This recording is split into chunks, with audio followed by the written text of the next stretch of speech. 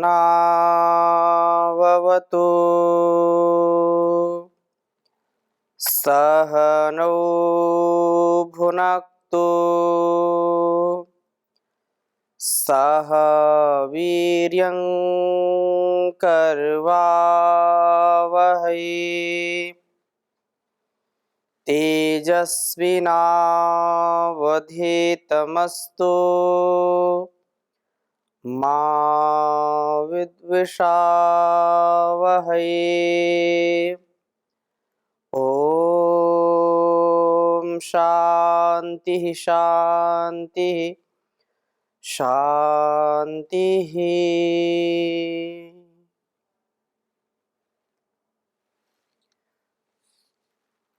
वेदो अखिलो धर्म मूलम। वेद का पढ़ना पढ़ाना, सुनना सुनाना और उसको अपने जीवन में उतारना, आचरण में लाना, ये हम सबका परम कर्तव्य है। क्योंकि ऋषियों ने यही किया है जिससे हमारा यह संसार दिव्यता से परिपूर्ण रहा। वेदों के उपदेश के साथ साथ हम अपने जीवन को जब चलाते हैं, जैसा आचरण हमको करना चाहिए वैसा करते हैं, जैसा जिस क्षेत्र में जो कर्तव्य हमको मिला है उस कर्तव्य को ठीक ठीक निभाते हैं, तो हमारा जीवन बहुत ही सुंदर बन जाता है। और यदि इस पर हम ध्यान नहीं देते हैं तो फिर यह दुखदाई हो जाता है। इसलिए हम सदा सर्वदा जो वेद का आदेश उपदेश निर्देश है उसका पालन करें, उसको जीवन में उतारने का प्रयास करें। इसीलिए महर्षि देवदयानंद जी ने यह नियम बनाया है, यह उद्घोषणा की है कि वेद सब सत्य विद्याओं का पुस्तक है। सब प्रकार की विद्याएं जो हैं बीज रूप में वेदों में समाहित हैं। वेदों में परमपिता परमेश्वर का उपदेश है और उस परमपिता परमेश्वर के उपदेश को यदि हम ग्रहण करेंगे तो अपना भी कल्याण करेंगे और समाज का, राष्ट्र का, पूरे विश्व का कल्याण करेंगे। इसके लिए हमारा तन जो साधन के रूप में मिला है यह भी बहुत उत्तम है और इसकी अवहेलना नहीं करनी चाहिए। आज का जो वातावरण है पूरे संसार में, या तो इसको बिल्कुल हे समझ लेते हैं जिससे इससे जो करना है वो कर नहीं पाते, अथवा इतना इसमें आसक्त हो जाते हैं कि किसी काम लायक बचता भी नहीं है। बहुत ही सुंदर बात कही है। आज के वेद मंत्र में हम पढ़ेंगे कि वास्तव में इस तन और मन का जो साधन ईश्वर ने दिया है उसको हम कैसे सुंदर बना करके इस व्यष्टि से समष्टि के कल्याण की भावना को सार्थक कर सकते हैं। ऋग्वेद के प्रथम मंडल के 161वें सूक्त के मंत्र बहुत ही सुंदर मंत्र हैं और जो जो मंत्र इसमें हम पढ़ेंगे उसके भाव को भी समझने का प्रयास करेंगे और स्वभाव में उतारने का प्रयास करेंगे। मैं पहले मंत्र लिखता हूं, पहला ही मंत्र आपके समक्ष में रखूंगा, इसकी चर्चा फिर करता हूं। ओम किमु श्रेष्ठः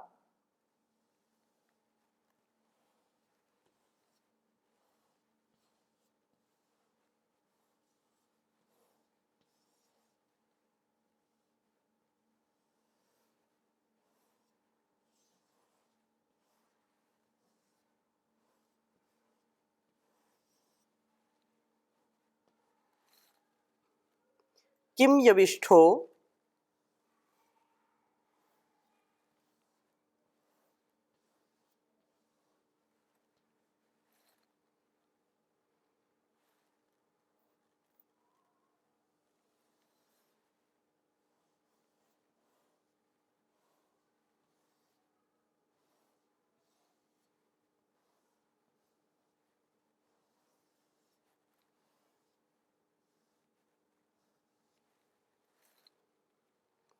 न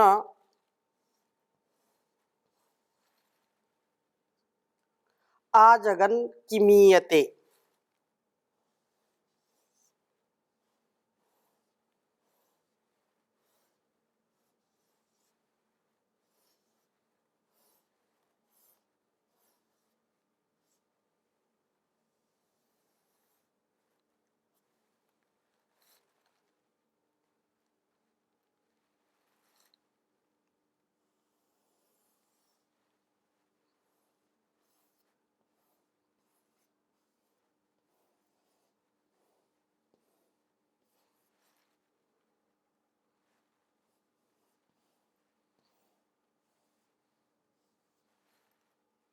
दूत्यम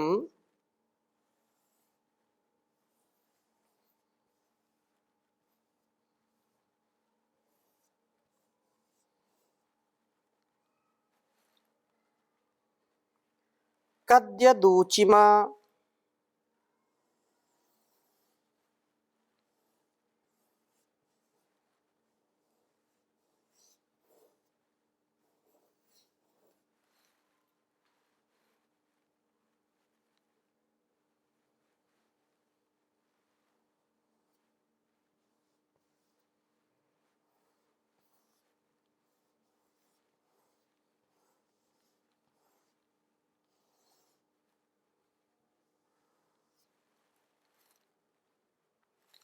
ना निंदिमा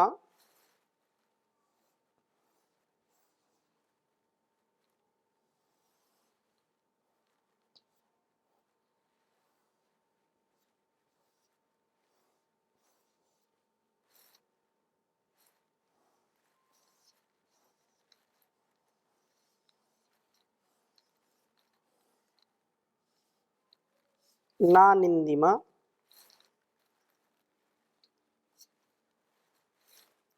चमसम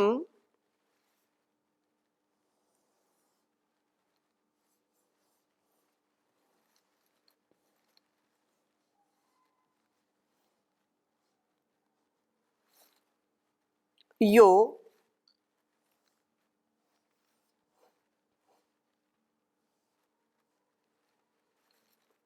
महाकुलोग्ने।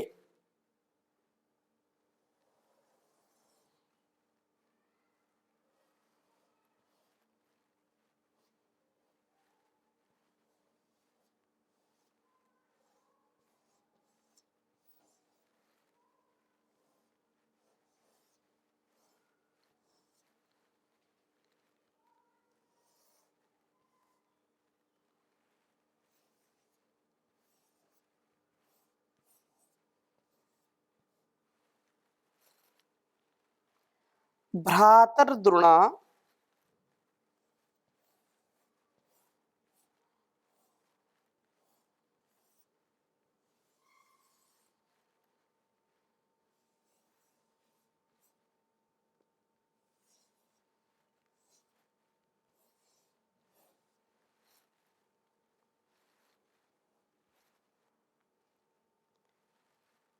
इद्भूति मोदिमा।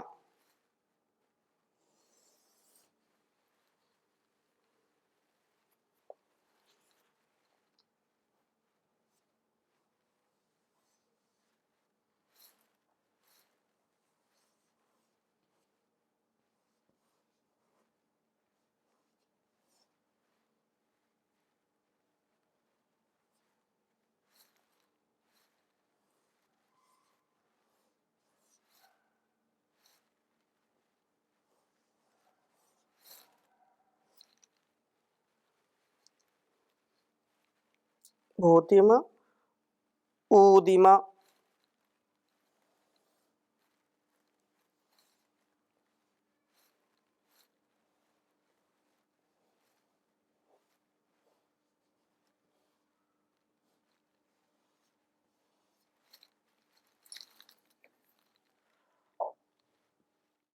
ओम किमु श्रेष्ठा किम यविष्ठो न आजगन किमीयते दूत्यम कद्य दूचिमा नानिंदिमा चमसम यो महाकुलोग्ने भ्रातर्द्रुणा इद्भूतिम ऊदिमा। ओम किमु श्रेष्ठा किम यविष्ठो न आजगन किमीयते दूत्यम कद्य दूचिमा नानिंदिमा चमसम यो महाकुलोग्ने भ्रातर्द्रुणा इद्भूतिम उदीमा। महाकुल चमसा ऋषि आश्रम देव मंदिर, यह हमारा शरीर जो एक बहुत बड़ा साधन है हमारे लिए। इस संसार की साधना में यदि शरीर हमारा ठीक न रहे तो यह साधना कभी भी हम ठीक नहीं कर सकते हैं। तो इस सूक्त में ऋग्वेद के प्रथम मंडल के 161वें सूक्त के पहले मंत्र का हम स्वाध्याय कर रहे हैं और वेद मंत्र में कहा है कि किमु श्रेष्ठा किम यविष्ठो और न आजगन किमीयते दूत्यम कद्य दूचिमा न निंदिम चमसम यो महाकुलोग्ने भ्रातर्द्रुणा इद्भूतिमुदिम। तो यहाँ जो चमसा, जो सोमपान का पात्र है, यह शरीर ही है। यह शरीर, इसमें सोम का पान करना है, शक्ति को पीने का अर्थात शक्ति को धारण करने का प्रयत्न करना है। जितना हमारा शरीर शक्तिशाली होगा, बलशाली होगा, उतना उतना हम रोगों से दूर रहते हैं। शरीर हमारा यदि कमजोर है, हम अपने ब्रह्मचर्य से इसको शक्तिशाली नहीं बना पाते हैं, तो निसंदेह शरीर का सुरक्षित रहना असंभव है। और यदि हम संयमित नियमित जीवन जीते हैं, व्यवस्थित मर्यादित जीवन जीते हैं, तो हमारा शरीर बलशाली हो जाता है, हम शक्तिपान करने वाले होते हैं। इसे शरीर में ही सुरक्षित करना है, अर्थात जो हमारा वीर्य है, तो ब्रह्मचर्य प्रतिष्ठायाम वीर्य लाभा कहा है महर्षि पतंजलि ने। यह जो उद्घोषणा की है कि जब हम ब्रह्मचर्य का पालन करते हैं तो उससे हमारे जीवन में उत्साह आता है, हमारे जीवन में रोग प्रतिरोधक क्षमता के हम धनी बन जाते हैं, इंद्रियों पर वशीकरण हमारा हो जाता है, विषयों पर हम पूरा आधिपत्य अपना रख पाते हैं, विषयों के हम कभी भी गुलाम नहीं बनते हैं, विषयों के हम अधीन नहीं होते हैं। इसलिए इसे पांचवें जो यहाँ पर मंत्र में देवपान जो कहा है कि देव लोग इसमें सोम पीते हैं। यह चमसम जो चमस है, एक है, इसे चार करना है। एकम चमसम चतुरः कृणोतना उवेद, अर्थात ब्रह्मचर्य आश्रम, गृहस्थाश्रम, वानप्रस्थाश्रम और संन्यासाश्रम, ये चार आश्रम हमारे जीवन के लिए अत्यंत मर्यादा से सुव्यवस्थित किए हुए आश्रम हैं। और इन आश्रमों का विभाजन हमारे ऋषियों ने उस वेद ज्ञान के आधार पर किया है, जिसको हम आत्मसात करके अपने जीवन को और इस जगत को सुंदर बना सकते हैं।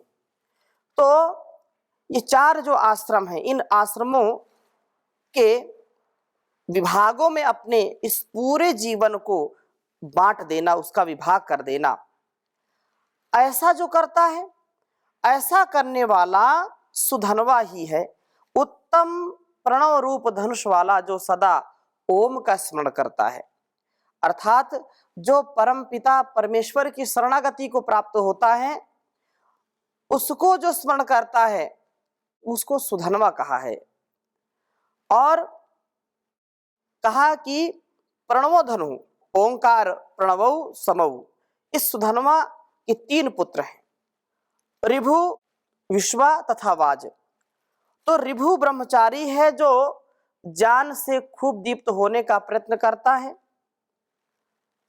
उरु भाति विश्वा जो गृहस्थ है, जो संसार यात्रा के चलाने के लिए ऐश्वर्य का अर्जन करता है, विभूति वाला बनता है। और वाज वानप्रस्थ है जो गृह को त्याग करके वानप्रस्थी हो जाते हैं। और वाज इन 3 आश्रमों में तो प्रत्येक को आना ही है। और चौथा इनके साथ अग्नि आ मिलता है। यह अग्नि परिव्राजक है, अगगतौ व्रजगतौ। यह घूम फिर करके सारे समाज को, सारे राष्ट्र को, सारे संसार को अपने ज्ञान विज्ञान से सबको तृप्त करता है, वेदों के संदेश को सुनाता है, धर्म का, सदकर्म का प्रचार प्रसार करता है, प्रभु के संदेश को घर घर पहुंचाता है, जिसको संन्यास आश्रम में रखा गया है। प्रभु के दूत कर्म को यह करता है। यह जब यह ऋभु, विश्वा, वाज आदि के समीप आता है तब वे कहते हैं कि किम उश्रेष्ठः, यह क्या ही श्रेष्ठ है। इसका एक एक कार्य प्रशस्यतम है। इसका उठना बैठना, चलना फिरना, बोलना चालना सब बड़े श्री संपन्न है। किम यविष्ठा, क्या ही युवतम सा प्रतीत होता हुआ यह नह आजगन हमारे समीप प्राप्त हुआ है। इतनी बड़ी अवस्था में भी यह युवा ही प्रतीत होता है। इसकी शक्तियां जीर्ण नहीं हुई। यह किम कत दूत्यम, क्या ही आनंदमय दूत कर्म को करता हुआ ईयते गति करता है। अर्थात ब्रह्मचर्य आश्रम से लेकर के, ब्रह्मचर्य आश्रम, गृहस्थाश्रम और वानप्रस्थाश्रम, इन 3 आश्रमों का निर्वहन करने के बाद जो अपने जीवन को मर्यादित जी करके अंतिम जो आश्रम है संन्यास आश्रम, उसमें अपने मनसा वाचा कर्मणा पवित्रता शुचिता को धारण करता हुआ देदीप्यमान होता है, मानो अग्नि के समान होता है। ऐसा सन्यासी युवाओं में भी सर्वसे तेजोमय होता है। और जब वह इन तीनों के पास जाता है तो उसकी वाणी, उसका व्यवहार, उसका उठना बैठना, उसका प्रत्येक आचरण दिव्यता से परिपूर्ण होता है। यह भारतीय संस्कृति है। यह भारतीय ऋषियों की परंपरा है। और ऋषियों का जो जीना है वो सबसे श्रेष्ठ होता है। ऋषि तुल्य जीवन हमारा भी हो, इसके लिए हमको इन 4 आश्रमों का जो गुणगान है उसको सुनना, समझना और उसको जानना, फिर वैसा आचरण में लाना, ये हम सबके लिए अत्यंत कल्याणकारी है। इसके साथ साथ जो यदि ब्रह्मचर्य से सीधा संन्यास की यात्रा करना चाहता है, गृहस्थ में नहीं जाना चाहता है, तो उसके लिए वानप्रस्थ भी आवश्यक नहीं है। वो सीधा ब्रह्मचर्य से संन्यास आश्रम का चुनाव कर सकता है, दिव्य जीवन का चुनाव कर सकता है और अपने आप को इस दिव्य शक्ति का उत्तराधिकारी बना सकता है। तो यह आनंदमय, लोग देखते हैं उसको कि कितना यह सुंदर जीवन जी रहा है, कितना देदीप्यमान जीवन जी रहा है। यद ऊचिम, जिन वाणियों का हम भी उच्चारण करते हैं, अर्थात इससे दिए गए उपदेशों को बोलकर हम भी अपने हृदयों में अंकित करने का प्रयत्न करते हैं। आज तक यह इस चमसा अर्थात चमस को, सोमपान पात्र को ना जान करके एक मलपुंज के रूप में ही देखते थे। इस अग्नि के उपदेश से सप्तऋषियः प्रतिहिताः शरीरे के अनुसार हम इसे ऋषि आश्रम के रूप में देखने लगे हैं। सर्वा ह्यस्मिन् देवता गावो गोष्ठा इवासते। इस वेदोपदेश से इसके अनुसार हम इसे देव मंदिर के रूप में देखने लगे। चमसम इस सोमपान चमस को ना निंदिमा, अब मलागार कह करके दूषित नहीं करते। उस चमसा को यह जो महान कुल वाला है, यह तो ऋषि कुल है, देव कुल है, अथवा उस महान प्रभु से पैदा किए जाने के कारण ऊंचे घर वाला महाकुल है। हे भ्रातः, प्रभु के संदेश का भरण करने वाले अग्ने, हे परिव्राजक, हम आज से दृढ़ इस गतिमय शरीर के जो भी प्रतिक्षण जो चल रहा है, अंतिम लक्ष्य की ओर बढ़ रहा है, इसके इत निश्चय से भूतिम ऐश्वर्य को ऊदिम उच्चारित करते हैं। इसके महत्व को समझते हुए इसका ठीक ही प्रयोग करते हैं। इसकी पवित्रता को स्थिर रखने के लिए यत्नशील होते हैं। अपने इस शरीर को घृणित वस्तु ना समझ करके इसे पवित्र रूप में देखें और इसे पवित्र बनाए रखने के लिए सन्नद्ध हों। वेद मंत्र का अभिप्राय यह है कि हमारे अंदर ही देवालय है, हमारे अंदर ही देवत्व का भाव छिपा है, हमारे अंदर ही उस परम पिता परमेश्वर का वास है। यही ऋषि आश्रम है, यही गुरुधाम है। अष्टचक्र नवद्वारा की जो बात कही है वो दिव्यता से परिपूर्ण होने की बात कही है।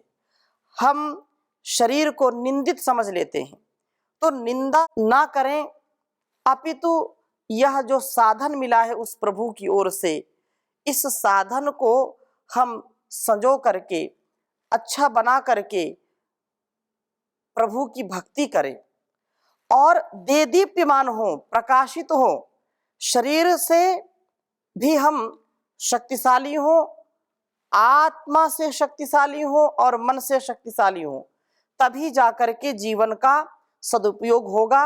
4 आश्रमों का जो यहाँ पर वर्णन किया है, क्योंकि अगला जो मंत्र है वह भी बहुत सुंदर मंत्र है। 4 आश्रमों का जो एक ऋषियों ने हमारे उसकी व्यवस्था की है, उस आश्रम का हम सम्मान करें। आरंभ में ब्रह्मचर्य काल में पूर्ण विद्या से युक्त होकर के विद्यावान बने, बुद्धिमान, बलवान, प्रज्ञावान बने। गृहस्थ आश्रम में जाकर के धनवान बने, संतान वाले बने और धन वाले बने, पुण्यवान बने, पुण्यशाली बने, और फिर वानप्रस्थ में जाकर के पुनः खोई हुई शक्ति को अर्जित करके भक्तिमान बने। भक्तिमान बन करके फिर अपने जीवन को और श्रेष्ठता से संवारने का प्रयास करें, जिससे सबका कल्याण होता है। ऐसी दिव्य शक्ति के हम धनी बने, हम एक संत बने, एक सन्यासी बने, सन्यास आश्रम में जाकर के दिव्य गुणों के आधान वाले बने और सबको प्रकाशित करें। उस परमात्मा के संदेश को सबके घर घर सुना जाए और अपने जीवन और इस जगत का कल्याण करने के लिए कटिबद्ध हो जाएं, क्योंकि ये सारे कर्तव्यों का निर्वहन हम कब कर पाएंगे? जब हमारा शरीर, हमारा तन सुरक्षित रहेगा, व्यवस्थित रहेगा। तो इसका हम आगे और नए मंत्र के साथ इस पर और चर्चा करेंगे। दूसरा मंत्र भी बहुत सुंदर है आश्रम के विषय में।